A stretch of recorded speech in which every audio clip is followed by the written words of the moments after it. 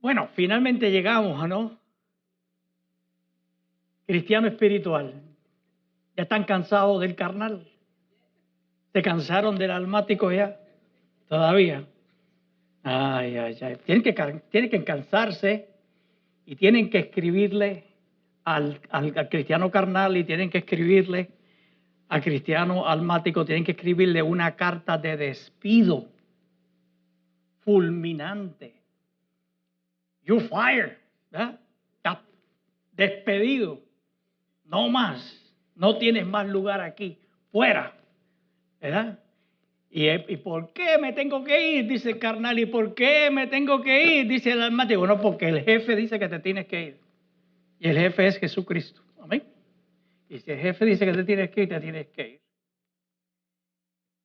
Cuando consideramos al cristiano carnal, sárquicos, ¿verdad? En el idioma original, observamos que el cristiano carnal vive dominado por la vida animal caída del primer Adán. Y obviamente la expresión característica de este principal de la carne es control. ¿No ha oído que mucha gente dice, no, tú eres un control freak? ¿No? Estás ahí tratando de controlarlo todo. Carne. Y el fruto de la carne es muerte, es corrupción, está plagada de pecado, de conflicto, de frustración. Recuerden que la carne, cuando hablamos de la carne, no nos referimos necesariamente al cuerpo físico, aunque la Biblia también habla de la carne como el cuerpo físico, pero en este caso estamos hablando de la carne como sistema de vida, como filosofía de vida, como estrategia de vida. Cuando consideramos la vida almática animal, psúquicos, pues también dominada por la caída del primer Adán, pues ¿qué notamos? Notamos que la parte más peligrosa y más usada por Satanás es el alma, especialmente en los procesos desordenados, mentales y emocionales del intelecto. Así que el intelecto está ahí abierto y Satanás apela a nuestra forma de pensar, a nuestros pensamientos, ¿verdad? Pero el alma natural no puede discernir las cosas del Espíritu de Dios, porque la expresión característica principal de la vida almática es dividir, separar el pueblo de Dios en diferentes facciones, diferentes ideas. Oh, debemos cantar así, no debemos cantar así, que si una música así, que si una música así, que si un vestido así, que si un vestido de otra manera. Y la crítica y la crítica y la crítica y el juicio es continuo, ¿verdad? Cuando el alma está dominada por el primer Adán, ¿verdad? Pero el fruto de la vida almática también es horrible porque es pérdida, es incapacidad. Es incapacidad de poder discernir la diferencia entre la verdad y la mentira. El ser humano, porque puede pensar, se cree que sabe lo que es la verdad y sabe lo que es la mentira. No. Y nos quieren vender eso como que eso es lo que es. Y no es así. ¿Ok? Y la vida almática también está plagada de pecado, conflicto y frustración. Hoy vamos a considerar finalmente al cristiano espiritual. Van a haber varios mensajes, les advierto. El neumáticos, ¿okay? Sárquico, psíquico, neumáticos, ¿okay? Palabras del griego. Vamos a ver 1 Corintios 2:15. Dice, en cambio, el hombre espiritual, neumáticos, juzga todas las cosas, pero él no está sujeto al juicio de nadie. Interesante, ¿no? Voy a leerlo de nuevo. En cambio, el hombre espiritual, el creyente, ¿verdad? Espiritual, juzga todas las cosas, pero él no está sujeto al juicio de nadie. Obviamente, los incrédulos pueden reconocer nuestras faltas, pueden reconocer nuestros defectos, pero no pueden evaluar su verdadera naturaleza, la naturaleza nuestra como personas espirituales que hemos sido transformados por llegar a ser hijos de Dios. Muchos saben lo que la Biblia dice. Mucha gente sabe lo que la Biblia dice, pero ellos no saben lo que la Biblia quiere decir con lo que la Biblia dice. Y para esto, para tú saber lo que la Biblia quiere decir con lo que dice, tú necesitas algo sobrenatural. Y es la revelación del Espíritu Santo de Dios. La persona natural no puede entender ninguna, oigan bien, ninguna verdad espiritual. Cero. La persona natural no puede entender ni una pizca, ni un puntito, ni una coma de la vida espiritual y de la verdad. Cuando permanecemos nosotros en Cristo, entonces tenemos la confianza de que los pensamientos, nuestros pensamientos, es decir, los de Cristo y los míos, son uno mismo. Repito ese lío. ¿Entendieron? Cuando yo estoy permaneciendo en Cristo, no en la carne, ni en lo almático, sino que estoy permaneciendo en Cristo, lo que yo pienso es lo mismo que Cristo piensa. Y usted dice, ya, pastor, usted se está como que exagerando un poco, ¿no? En el proceso. 1 Corintios 2:16 dice, porque ¿quién conoció la mente del Señor? ¿O quién podrá instruirlo? Pero nosotros, ¿quiénes somos nosotros? Los hijos de Dios, los cristianos, los cristianos regenerados. Tenemos la mente de Cristo. No es que tendremos la mente de Cristo, no es que la mente de Cristo está por ahí en algún lado. La tenemos. Y si la palabra de Dios dice que tenemos la mente de Cristo, tenemos la mente de Cristo. Así que el creyente espiritual tiene la mente de Cristo y por eso puede juzgar todas las cosas y no estar sujeto al juicio de nadie. ¿Le hace sentido ahora?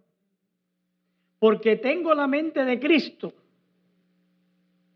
Y miren, hermanos, esto es algo que para muchos, a principio, cuando somos expuestos a esta gran verdad, nos parece algo irreal, nos parece algo fantástico, nos parece algo fuera de este mundo, y realmente es fuera de este mundo, porque Dios, aunque está en este mundo, es fuera de este mundo, ¿no?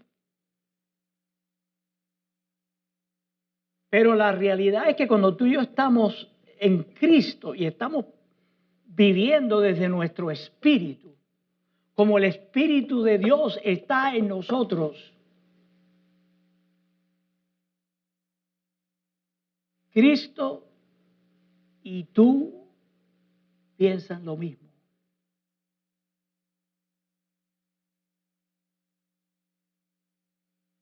Primera Tesalonicenses 5:23, para refrescar un poquito sobre la situación que hemos estado examinando desde un principio.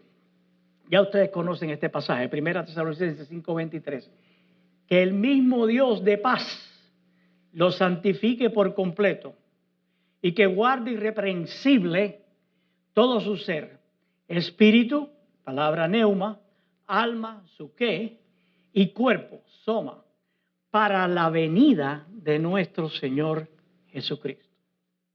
En este pasaje de 1 Tesalonicenses 5:23, tenemos algunas cositas interesantes que el Señor nos informa a través del apóstol Pablo.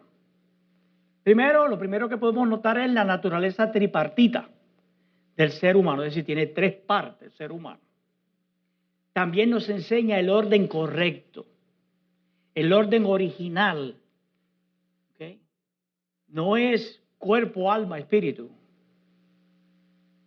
Es espíritu primero, alma después y cuerpo. Porque tú y yo somos seres espirituales. ¿Okay? Así que tú eres un espíritu que tiene un alma que vives en un cuerpo.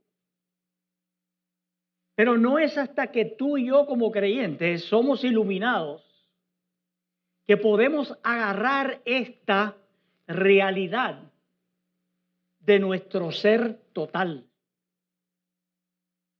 La medicina, obviamente, trata mayormente con lo corporal, con lo somático, ¿no?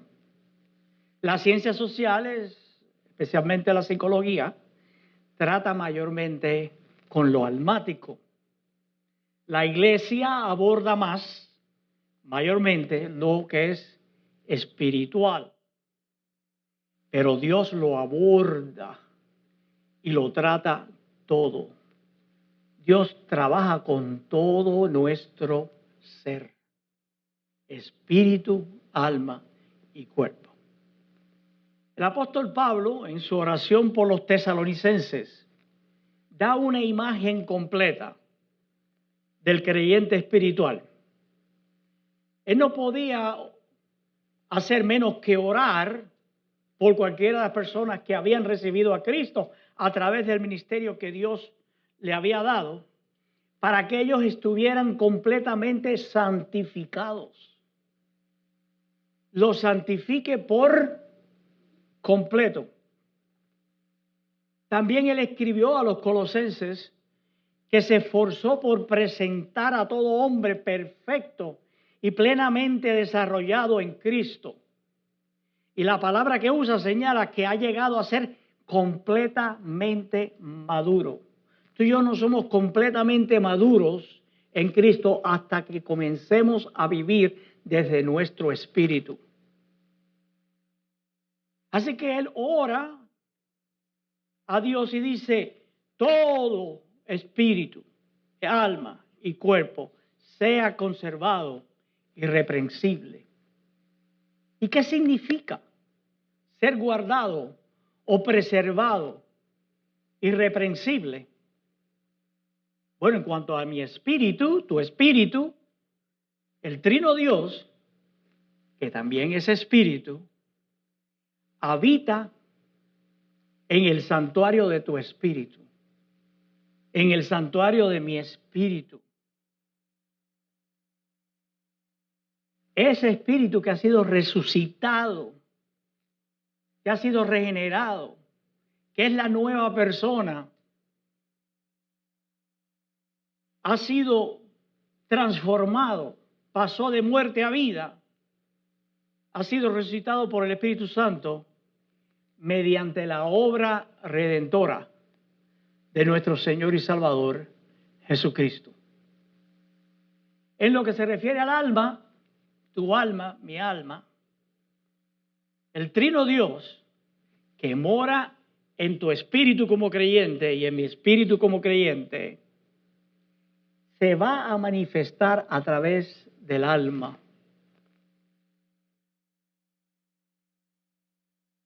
Y no va a quitarte tu personalidad.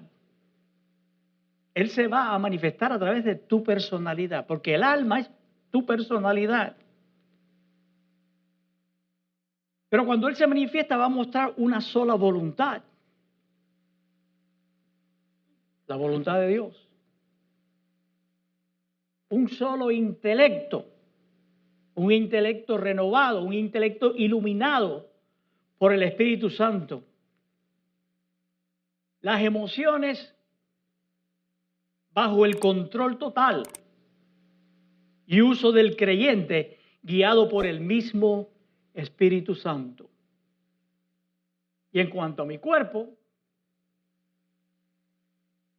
el Trino Dios, viviendo en mi espíritu, en tu espíritu como creyente, se va a manifestar por medio de tu alma y mantiene el cuerpo bajo completo dominio. Total control. 1 Corintios 9:27 dice, más bien, Pablo dice, más bien, golpeo mi cuerpo y lo someto a servidumbre, no sea que después de haber predicado a todos, yo mismo quede eliminado. Pero ¿cómo vive el mundo? Dominado por el cuerpo, dominado por las emociones, dominado por las sensaciones.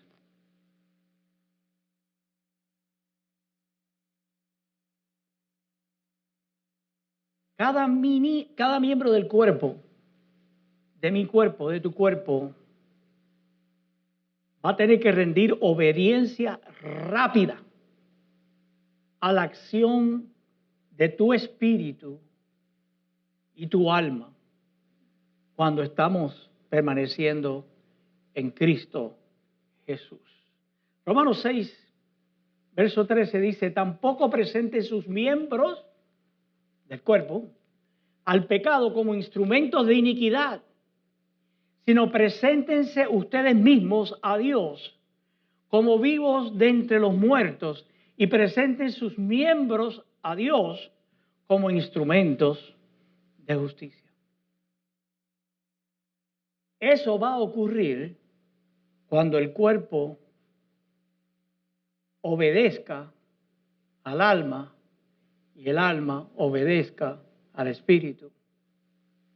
Y tu espíritu está habitado por el mismo Dios. 1 Corintios 6:19 dice, ¿acaso ignoran que el cuerpo de ustedes es templo del Espíritu Santo que está en ustedes y que recibieron de parte de Dios y que ustedes no son dueños de sí mismos? Pero nosotros vivimos como si nosotros fuéramos dueños de nosotros. A mí nadie me tiene que decir lo que yo tengo que hacer. No. Yo hago lo que a mí me dé la gana, ¿sí?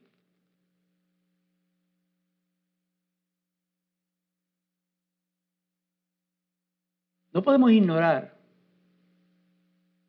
esa realidad. El creyente espiritual y maduro está completamente santificado en su espíritu, en su alma y en su cuerpo. Y está en la necesidad de ser enteramente preservado, sin mancha, sin arruga. Pero tú y yo no podemos preservar así. Dios es quien nos preserva a nosotros. Pues dice, el Dios de paz, ¿okay?, que habita en el centro de tu santuario o de tu ser.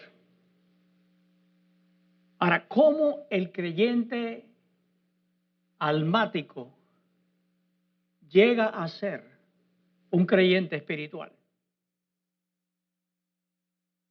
Bueno, el creyente espiritual es uno que se distingue de su prójimo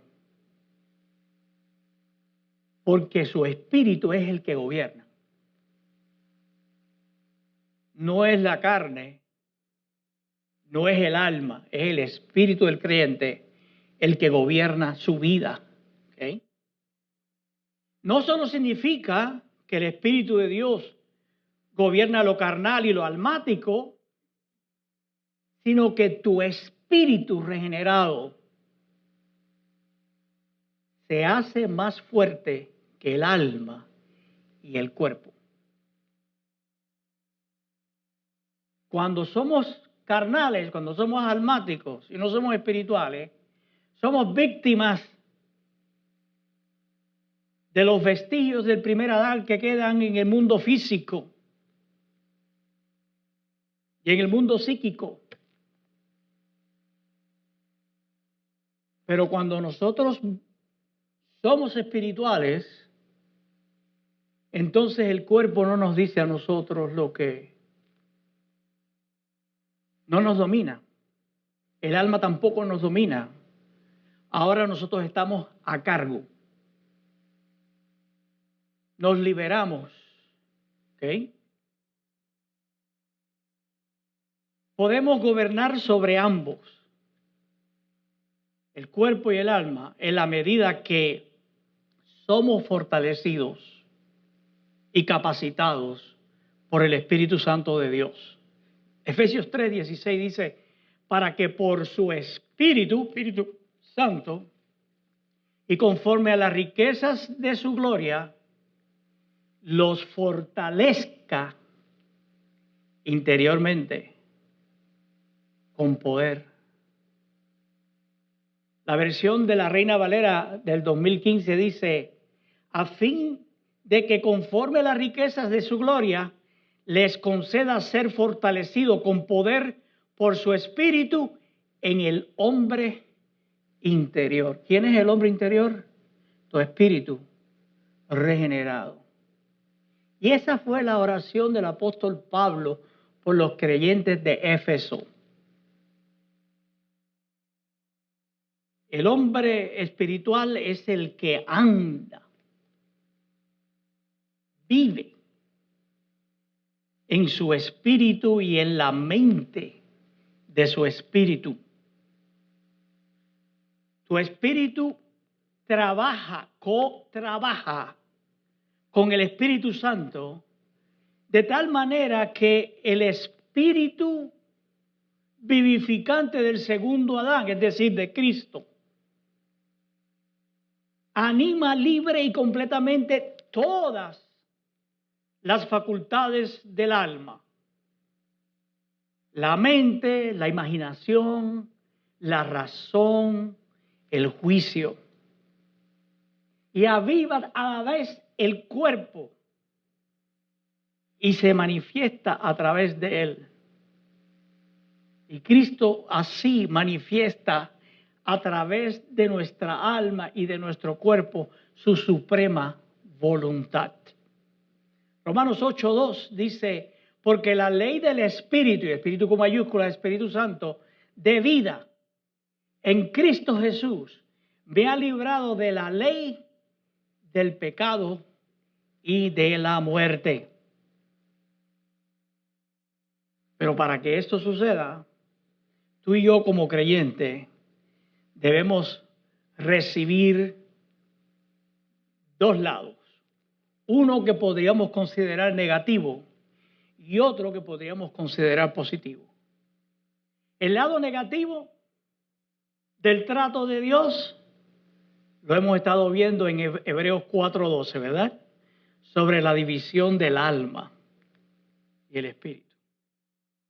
Pero también debemos recibir el lado positivo que se presenta en 1 Tesalonicenses 5:23, que el Dios de paz está santificando todo nuestro ser, espíritu, alma y cuerpo, tomando posesión y trabajando a través de mi espíritu, de tu espíritu, y viviendo en mi alma y viviendo en tu alma y en el cuerpo para que todo nuestro ser cumpla sus debidas funciones. 1 Corintios 6:17. Pero el que se une al Señor es un espíritu diferente a Él. Eso es lo que dice ahí. Son dos cosas diferentes. La Biblia dice que no. La Biblia dice que si tú te uniste al Señor, cuando tú lo reconociste como el Dios y Salvador de tu vida, y donde tú has puesto tu fe y tu confianza, Tú te uniste al Señor y cuando te uniste al Señor, sucedió algo interesante. Eres un espíritu con el Señor. Por eso es que tenemos la mente de Cristo. Por eso es que cuando yo, Samuel Hernández, la nueva creación, o tú, la nueva creación de Cristo, te expresas y gobiernas. Son dos los que lo hacen, no uno solo. Eres tú y es Cristo contigo. Y cuando Cristo es quien toma la iniciativa, tú también lo estás haciendo porque eres un espíritu con el Señor. Y en Romanos 7:4 dice, así también ustedes, hermanos míos, por medio del cuerpo de Cristo, han muerto a la ley para pertenecer a otro, al que resucitó de los muertos, a fin de que demos frutos para Dios. Así que morimos a la ley. Morimos a la ley. Yo les he dado este ejemplo en varias ocasiones, pero es bueno recordarlo. Una persona va, Dios no lo quiere, y asalta a Walmart. ¿Okay? Y alguien alerta a la policía. Y la policía viene, interviene y lo apresa, ¿no? ¿Qué es lo próximo que le llega? Va ante un juez. ¿Y qué es lo que le van a aplicar? La ley. Pero ¿qué pasa si ese mismo asaltante que asalta a Walmart llama a la policía, pero entra en un tiroteo con la policía y lo matan? ¿Qué tú crees? ¿Lo van a llevar muerto ante el juez para que el juez le aplique la ley? No pueden aplicarle la ley. La ley solamente trabaja para los que están vivos, no para los que están muertos. Y dice la Escritura que tú y yo morimos a la ley. Por lo tanto, no estamos bajo la ley. Estamos bajo la gracia de Dios. No estamos bajo un sistema de logros en la vida cristiana. Estamos en un sistema de recibo, donde todo lo recibo por gracia de parte de Dios. Así que aquí se expone claramente la unión que tenemos con Cristo en el espíritu del creyente, que es el propósito y el resultado, nada más y nada menos que de la obra de la cruz. Y esta unión con el Señor resucitado y ascendido solo puede ser realizada en tu espíritu. No en tu alma, no en tu cuerpo. Así que esta realidad solo se puede experimentar en el ser total, es decir, cuando incluimos además del espíritu, incluimos el alma y el cuerpo, en la medida que nuestro espíritu es separado de la envoltura de nuestra alma. Un autor, su apellido es Stockmeyer, observa que el Señor resucitado no es novio del alma, porque el alma o personalidad del creyente es solo el medio por el que el Señor manifiesta su propia vida, que se lleva a cabo en unión con el creyente en el espíritu para frutos que se dan para Dios. Así que el creyente espiritual, por lo tanto, es uno a quien el alma y el espíritu han sido divididos o han sido separados por la palabra de Dios. ¿Se acuerdan? Espada de dos filos. Así que el espíritu ha sido liberado del enredo del alma. Por eso es necesario la separación del alma y el espíritu y el cuerpo. Bromley, un comentarista bíblico que escribió en 1774, dice que el espíritu se ha zafado del abrazo del alma. ¿Sabe usted? Nosotros decimos, un abrazo de oso, ¿no? Cuando te dan un abrazo de oso, no te puedes ir para ningún lado, ¿no? Se ha zafado del abrazo del alma estando unido al Señor. En esencia, lo que hay es Espíritu Santo con el Espíritu tuyo en un solo espíritu. Para que el alma y el cuerpo puedan servir como vehículos, no para estar a cargo, sino servir como vehículos para la expresión de la voluntad, de la vida y el amor del mismísimo Señor a través de ti, a través de mí, como creyentes. Conclusión. El creyente espiritual es uno a quien el alma y el espíritu han sido divididas o separadas por la palabra de Dios. El espíritu ha sido liberado del enredo del alma, se ha zafado del abrazo del alma, estando unido al Señor en una relación de espíritu de Dios con el espíritu del creyente en un solo espíritu. Y ahí si vean un espíritu con mayúscula, espíritu con minúscula, para que el alma y el cuerpo puedan servir como vehículos y expresen la voluntad, la vida y el amor del Señor mismo a través del creyente.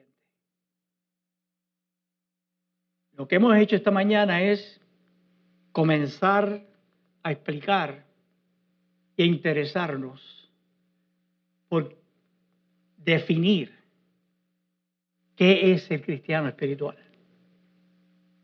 Ya sabemos cómo trabaja el carnal, ya sabemos cómo trabaja el almático, pero ahora vamos a ver la vida del espíritu y por qué es importante que lleguemos a la madurez, a la estatura de un varón perfecto, completo, a la estatura de Cristo Jesús, sabiendo que la voluntad de Dios es que todos nosotros que lo hemos aceptado como Señor y Salvador por medio de Cristo Jesús, seamos transformados, seamos cambiados, seamos dado la forma misma de Cristo.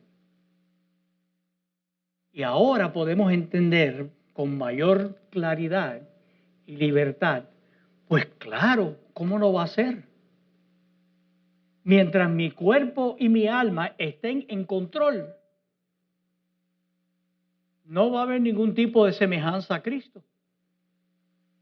Pero cuando mi espíritu está en control, donde Cristo habita, y yo soy un espíritu con Cristo, entonces mi alma y mi cuerpo no están en control, son sirvientes de mi espíritu, y mi espíritu los utiliza porque eso es lo que son. Son vasijas, son recipientes, son instrumentos, porque somos primero espíritu, que tenemos un alma y que vivimos dentro de un cuerpo.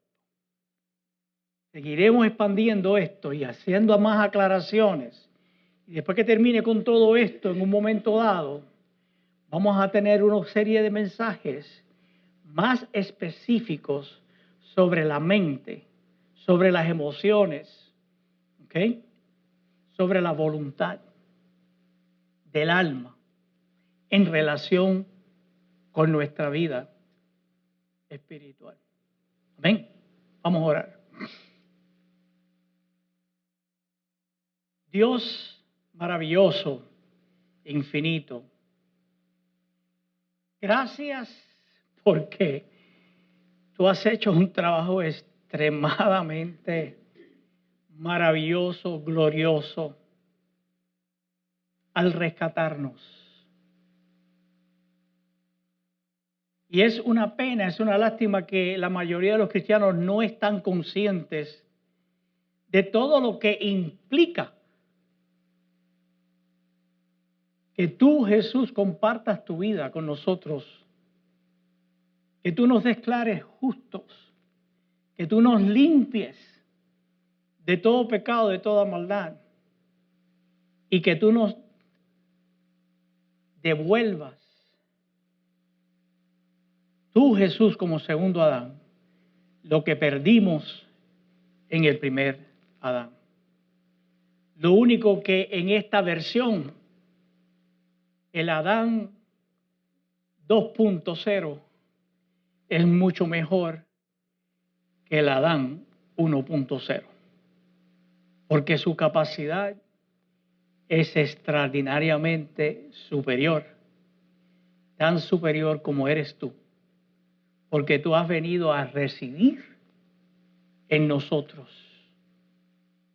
Estamos en Cristo. Cuando la Escritura nos dice que estamos en ti, Señor Jesús, estamos en ti. Y cuando la Escritura nos dice que tú, Señor, estás en nosotros, tú estás en nosotros. Lo que pasa es que a veces muchos de nosotros no nos hemos dado cuenta de esa realidad y no estamos tomando ventaja de ella. Ayúdanos a entender y a comprender. Gracias te damos por tu amor, por tu misericordia, por tu gracia inmerecida. En el nombre de Jesús. Amén. Señor les continúe bendiciendo y aquí nos vemos el próximo domingo con el favor de Dios. Fuerte, Él es bueno y para siempre es tu misericordia, Señor.